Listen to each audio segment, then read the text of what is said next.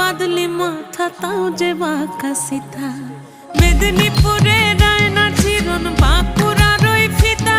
আর যতন করে বাঁধলি মাথা তাও যে বাঁকা সিথা পেছ পাড়ি